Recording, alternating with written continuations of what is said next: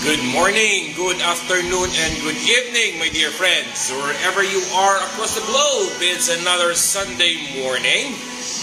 And it's gonna be our last Sunday of the month of January. And a few days from now, we will be celebrating the Valentine's Day. Ayan. So roses would be getting expensive and gifts are just all over the place. Yeah, so to start with, we would like to greet our birthday celebrants. To name a few, last 26. Of course, we have Manang Indeng, belated happy birthday. Ayan. Nagdibu po si Nang Indeng. last 26. We also have si Dr. Christian Ray Lyson, my friend. Belated happy birthday. Jay Fitch, si Aaron Ariana, ayan. And then sa last 27, si Manang Grace del Castillo, Manang, belated happy birthday. And then yesterday, we have Irish Fran, Bernie Raffol, si Paul Calaiko, my friend, hello. Donna Altea, Insan, happy birthday. Jesher Kabata, Pastor Jesh. Okay, and then today we have two celebrants, dear friends, no? Si Doc Mai, yan. Happy birthday, Doc. And of course, si Yats Ambangan, way down in South Cotabato. Ayan. Yats, happy birthday. And then si Franz Villa. Tomorrow, okay, bukas po, birthday ni Nanay Rendahe. Nanay Marian, happy birthday. Way up in HK, Hong Kong. Happy birthday, Nay. Okay, then we also have si Jay Floro Faridas. Okay, happy birthday, dear friend.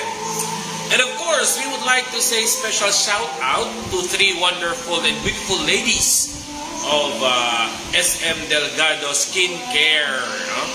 So we have Linlin de los Reyes, Joy Alcazarin, and Jessel Benjamin. Ayan. These are three ladies that we met yesterday, no, sa SM Delgado Skincare. So again, blessed morning, no, kay Linlin de los Reyes, Joy Alcazarin, Jessel Benjamin. Ayan. And thank you, ladies, for following us. Okay. So as I've said earlier, it's the last Sunday of the month. Good morning. Oh, by the way, also congratulations to my nephew, Engineer John Michael Raffos. Ayan. Bagong engineer na naman sa pamilya. Okay? So, congratulations sa ginikanan, no? Si Manong Ben and Manang May. Ayan, may engineer na kayo. May seaman pa. Okay, in a few years, may nurse na. Okay. Our time check is 9:01. So, we will be starting our worship this morning. Okay. So anyway, friends, again, before we start our worship, okay, thank you very much for sharing and for joining us and inspiring us Sunday after Sunday. So again, do not be shy to share your opinions, your comments, and your insights during our worship and during our meditation. Feel free to drop them in our comments section. Okay? If you have your Bibles with you, kindly join us as we read our passage for this morning, found in Psalms chapter 27, verse 14. Psalms 27, verse 14 says, "Wait patiently for the Lord. Be brave and courageous.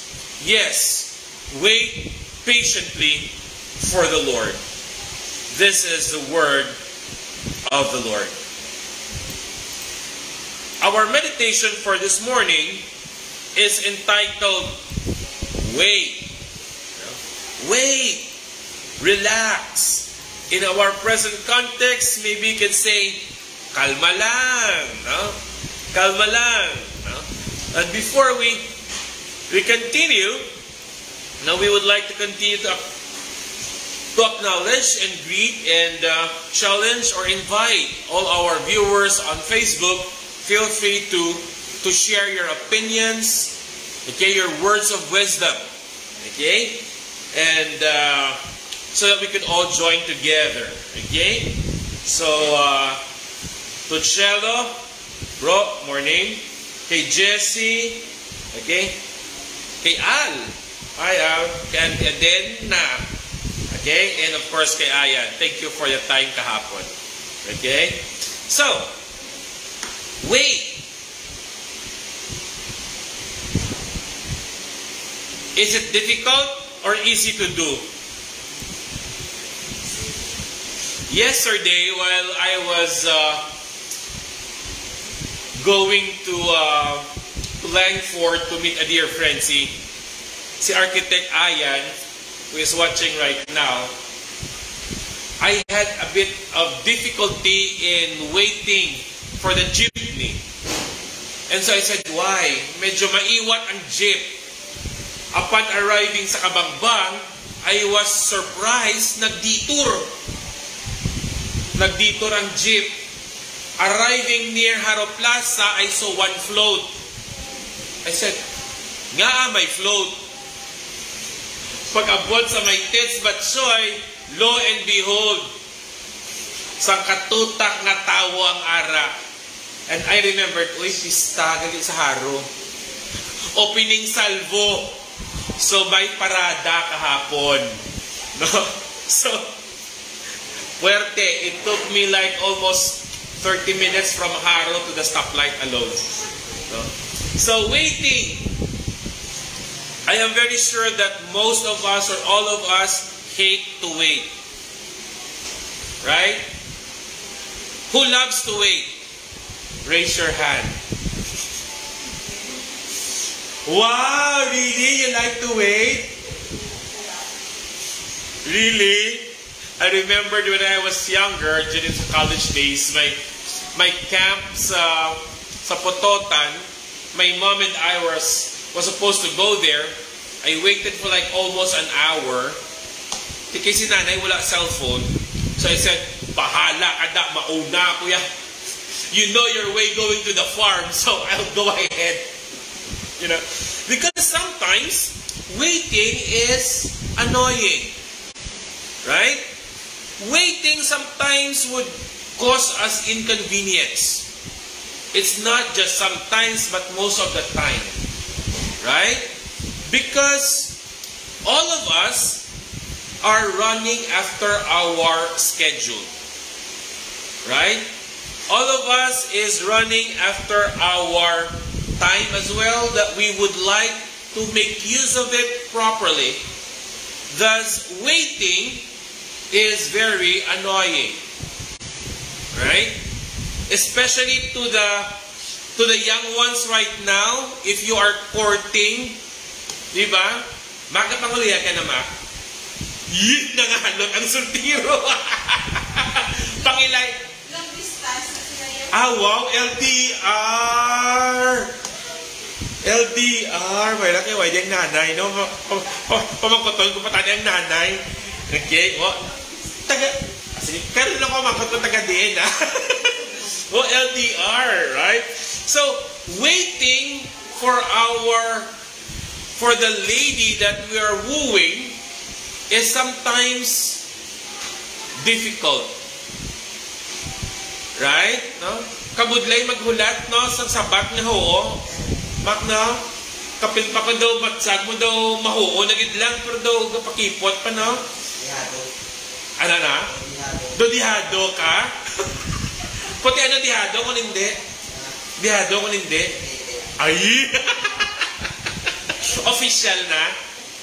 Amo na iya. Right? So sometimes, you know, we want to pull the time so that we will not wait. Right? But today, my dear friends, as we look forward for the love month,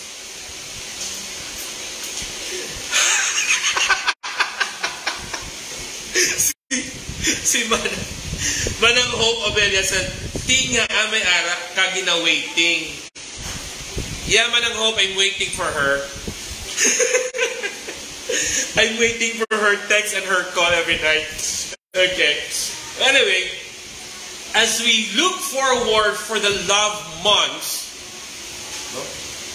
I decided to talk about waiting because many of us are in this boat. We are waiting for the love of our lives. We are waiting for somebody special to come. We are waiting for our crushes to talk to us. Right? We are waiting to sometimes at nothing. Right? Sometimes, if we would read on Facebook, ang lahat ng hugot ng mga kabataan nandyan. Right? As if the whole world is tumbling down and crashing down if their crushes are not talking to them. The book of Psalms, my dear friends, is reminding us a lot of promises and waiting. How about you on Facebook? Can you give me one promise about waiting in the Bible? Not only in the Psalms, but anywhere in the Bible. Can you remember or do you know a certain promise? Anybody? Feel free to share. Okay? Mother Ruth, may i-share ka nga verse or passage in the Bible that talks about waiting.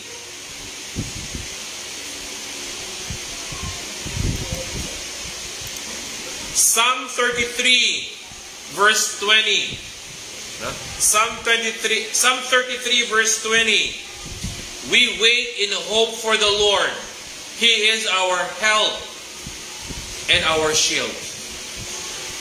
We wait in hope for the Lord. He is our help and our shield. Psalm 37, verse 7. Be still before the Lord and wait patiently. Wait patiently for Him. Do not fret when people succeed in their ways, when they carry out their wicked schemes. Okay? These are just a few of the verses that we can claim about waiting for the Lord. Sa New Testament, they who wait upon the Lord shall renew their strength. Right? They shall not grow weary. Right? Wait for the Lord. Be strong. From a biblical perspective, waiting is not just something that we have to do until we get the answer. Right? In the biblical perspective, waiting is a process for all of us to learn. Right? Waiting is an opportunity to grow and to experience something. Right?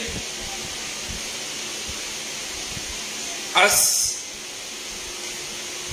we were processing the medical certificates of Makmak since last Thursday,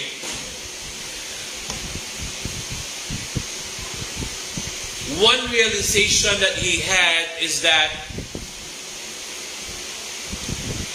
he should wait for the interpretation of the cardio for his second ECG.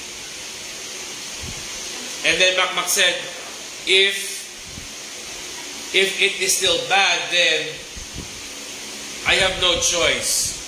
I will not risk my health going for training if things are bad. At least I know that something is not going right within my system. But he cannot, or he does not feel anything. Ang yang ECG daw may duha ka traces of stroke. But he said, Doc, I have not felt anything. I am exercising every day, the basketball every afternoon, but there was 2 streaks of stroke that was seen. So he has to undergo another ECG just for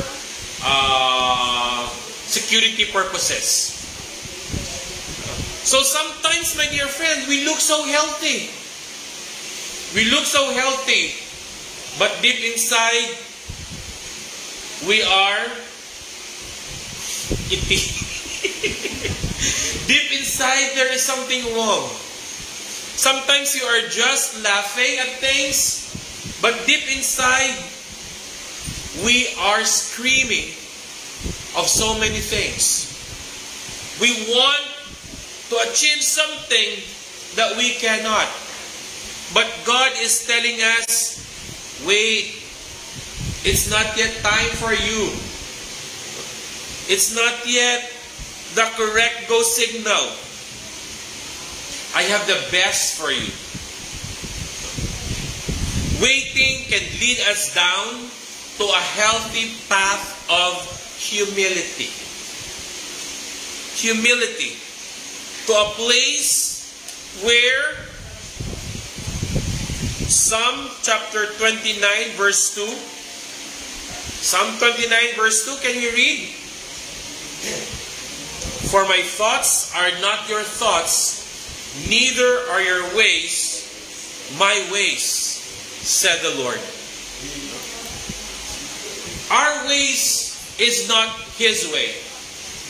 We want something, but the Lord would say, that is not for you.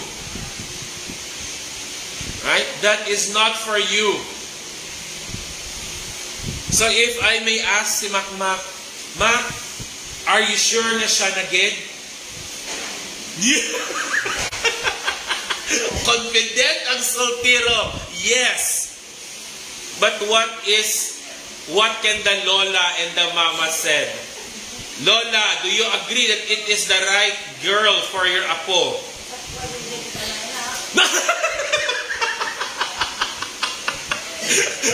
Wala ka niya kita,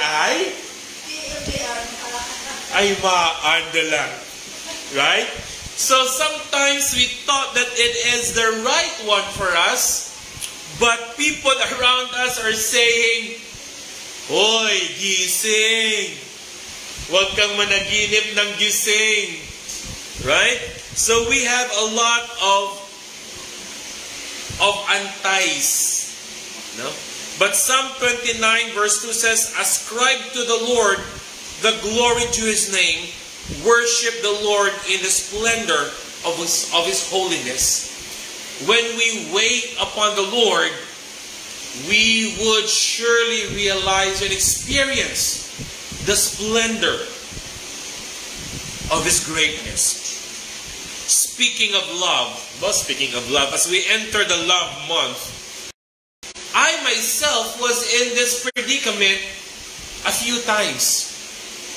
Not just once or twice or 3 times, but a few times. A few times. Right? As you all know, strike 2 na, right? Strike 2 ang preparations, but it was only until preparations. Few months, few weeks before the big day is goodbye. Right? And so sometimes I would say, why did I not accept the offer when I was still in college to marry her?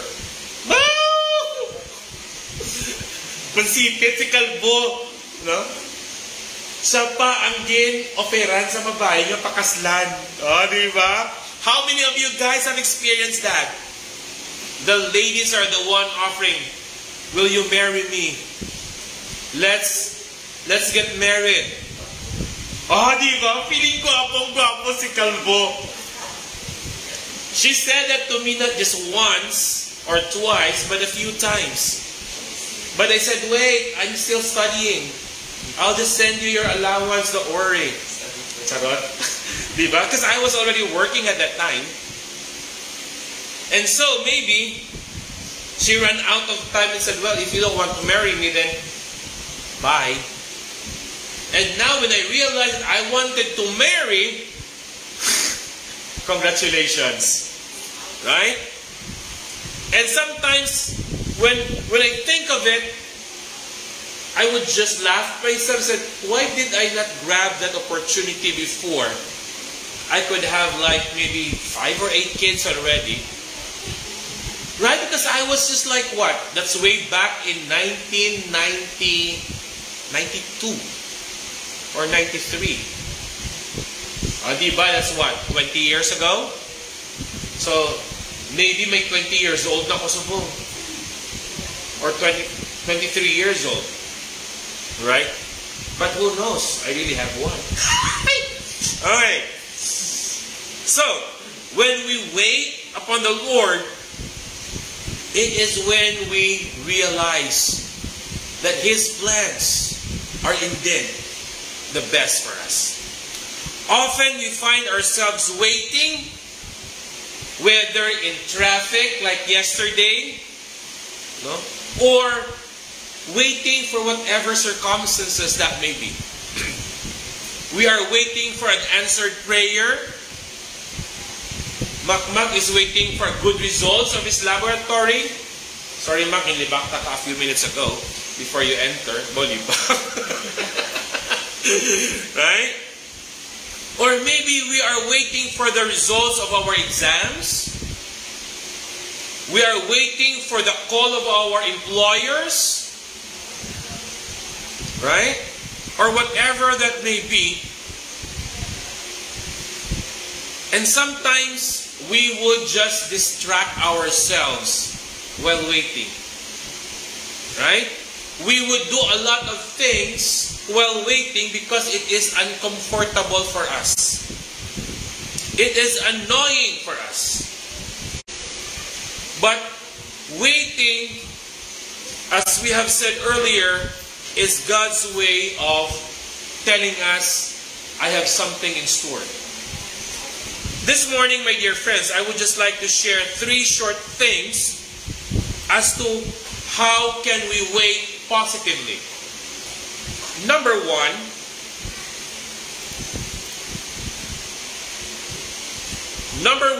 is when we wait, be where you are. Be where you are. This is one thing that we were talking yesterday with architect Ayan. Be where you are when you wait. And in waiting, and of being where you are, can you see, can you feel what is going on around you? Can you observe how people feel around you while you are waiting? Can you feel the cold breeze? Can you smell,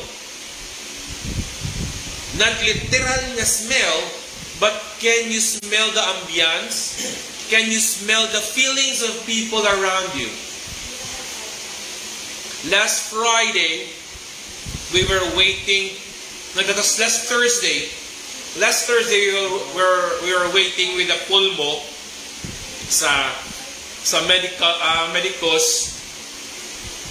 I was just sitting in one corner, meditating on this. Be where you are. I was looking at several patients there. I was looking for Makmak. I was looking at his friend also. And I was just asking myself, what are these people feeling? Why are they here in the pulmonary section, waiting for the pulmonologist?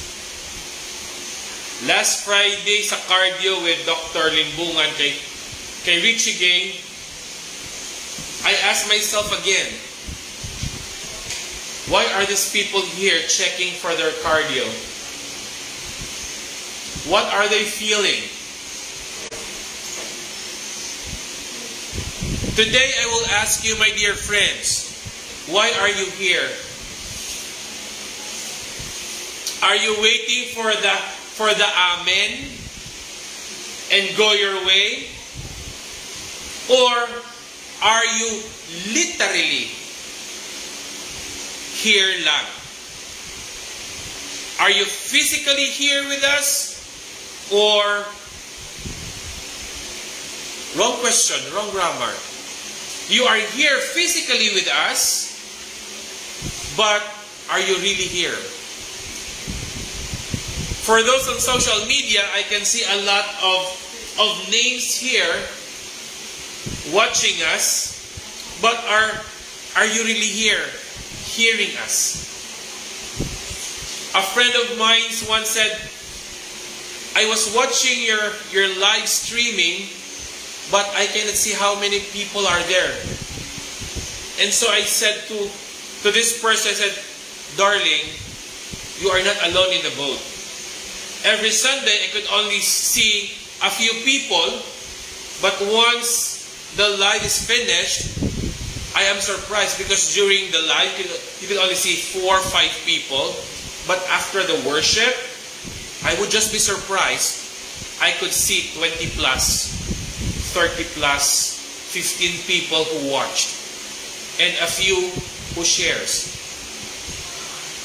So the bottom line, my friends, is be where you are. And in being where you are you really present?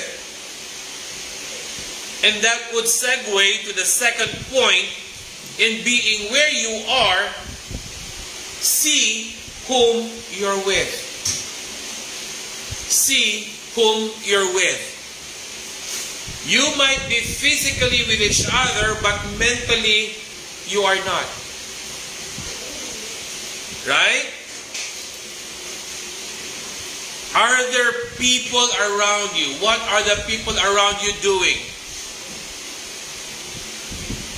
Mother Teresa once said, we feel that what we are doing is just a drop in the ocean. But the ocean would be less. But the ocean would be less because of that missing drop. Right? Our Sunday worship would not be complete if you are not around. Right? A date would not be a date without somebody. How would you feel if you are dating but you can hardly see the smile of the person you are with? Right? How would you feel being with a person or talking with a person and not literally seeing the expression? Or like you are talking to the person and yet ang sabat, ha? What was that again? Right? Or sometimes you would ask the person and the person would say another one, but it would be on a different pole. Right? How often do you go on video call? How often do you go video call? Kaya nakatubang na siya kay mama. Right? When you do video calls with your loved ones, mag-video call ka mo ni papa mo? Ni papa mo, and your papa would not look at you in the eye or would not give you any reaction, how would you feel?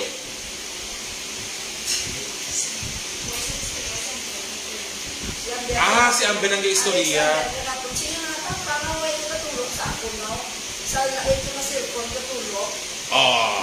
Diba? So, the person would be a bit annoyed or insulted because I'm talking to you and you are not talking to me, as if I am just alone in the boat. Right? Diba? So when you go on your date, my dear friends, or if you are just bonding with each other, look at the other person right straight in the eye. Right? See whom you are with. Do not take it for granted. Because once that time passes, it's gone. Right? It just flashed my mind. It's a blooper on my side, but it's really a blooper because my second cousin informed me a few days ago that another aunt died and that her body is in St. Peter's. Her wake is at St. Peter's. So last Saturday, right? Last Saturday, I told Nakmak, on our way home, let's drop by St. Peter's. I'd like to visit the wake of my aunt. When I look it up, to make the long story short, I did not see her name. And then I asked the front desk as to the location. Lo and behold, the front desk said, "Sir, they would still come in on January 30. Alert kita ka, ora pa tayo bangkay, iyak ko. Diba? And so I told my second cousin, "You foolish guy, you told me that auntie is already there in St. Peter's." And so I said, "May award giti mo kay auntie kas. Una giti mo to. Tuya pa sa punerarya. Una pataka ka na." Correct. You know? So, see whom you're with. Now, sometimes we take for granted a simple smile. Right? And my dear friends, those who are watching us on Facebook, your hearts, your thumbs up mean so much for us. Right? No? Your thumbs up, your hearts, and the stars you would be sending us would inspire us. Tama? This is one thing that I would always brag with my fellow pastors because so far as I know, no convention of Philippine Baptist churches during their worship that would have this kind of interaction. During the sermon, if you have noticed, right, in our regular churches, nobody butts in. Nobody contributes or, but here in MCBC, this is one thing I'm very proud, my dear friends. We are interacting. Right? We are growing together. So now we have you in social media who is also sharing with us. And we encourage that because it simply means that we are really worshiping together. Right?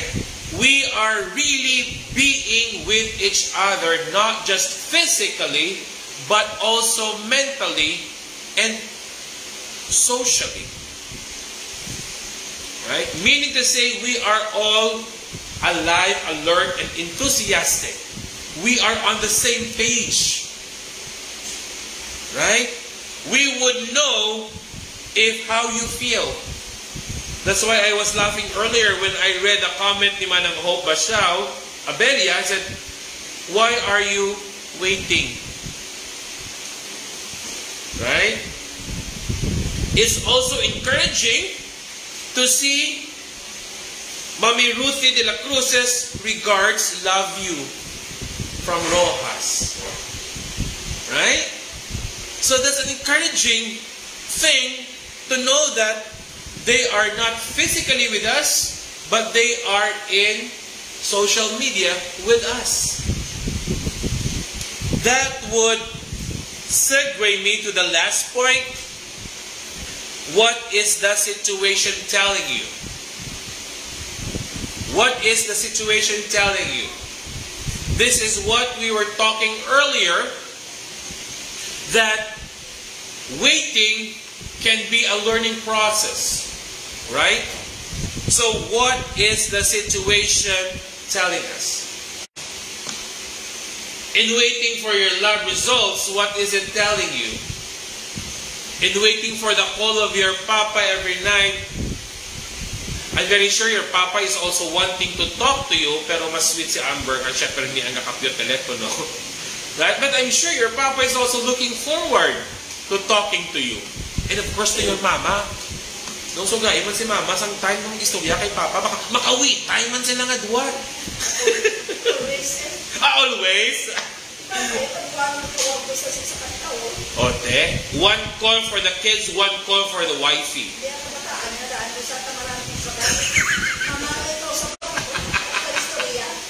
Alright? But, of course, our loved ones far away from us is also waiting. So what is the situation trying to tell us? If we cannot talk to them, or if we are waiting for some situations that would require us, not require us, but what am I talking? Would make us anxious. So if things would make us anxious, many times in our day we would overthink. Right? This is always my loophole. I would most of the time overthink of many things. That's why when I overthink, I don't message Dens. Because I know if I would message him, he would always say, "Ara ka naman, overthink ka naman, kalbo ka." No? He would always tell me that. You know? Which would sometimes really wake me up. Sometimes. Yeah. Sometimes. That's why many times I would not message him when I am in this predicament. You know? Or sometimes we would focus on the negatives rather on the positives. That's why waiting for us is annoying. But have you learned or have you tried thinking positively while you are waiting? Or instead of asking why, have you asked yourselves, what can I do? This is the beauty of internet, because while waiting, you can chat. Right? While waiting, you can check your Facebook. While waiting, you can message your friends. So it will deviate your attention to the negatives and focus on the positives. Right? But many of us for sure have not asked this question. While waiting, what can I learn? Have you learned something? Ako, every Sunday while waiting for you, I am learning something. One is, I would develop myself into how to become more spontaneous on vlogging. I am learning on how to become more techy and looking for a good signal here in church, so that our friends on Facebook can join us spontaneously. I am also learning that I am really poor in Tagalog while waiting. You know? And sometimes it also makes me think, oh really? I do teach English, I do teach grammar, I do teach effective communication, but many times, as I'm waiting for you here every Sunday, my grammar is wrong. I am talking as if I am not learning, as if I am not teaching grammar. And that would just make me laugh. So, Kuya Michael Venegas, maraming salamat po for teaching me always and for reminding me that sometimes my grammar is wrong. Okay? So, David is showing us here that even he himself is not new to waiting. David is showing us that he is not new to being afraid. But but that when he commits things to God, he is confident that sooner or later, God will answer him. Just like all of us, many times in our lives, we are anxious with a load of things. Right? So we succumb to the fear and a ton of what-ifs. But here, David chose to trust God. David chose to trust God. That God is protecting him. That God is answering him. And that God is in control. Right? And so, Romans 8:28. Can you read, please?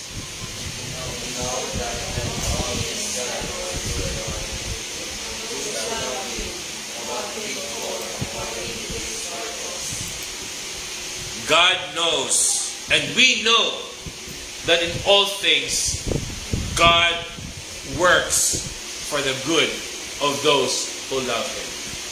Many times in our lives, this passage is overused. We always cite this verse if something bad happens. Don't worry, God works for the good of those who love Him. But are we really claiming it? Are we really feeling it? That God works for the good of those who love Him? So wait. Don't rush. That's why I am not in a hurry to get married anymore.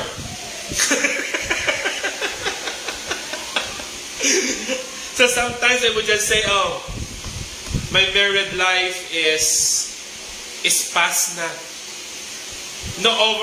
Na-outgrow ko na. Na-outgrow ko na. You know, but jokingly, you know, but waiting is a part of growing up. Life is useless, life is meaningless, life is less thrilling if we do not wait. Right?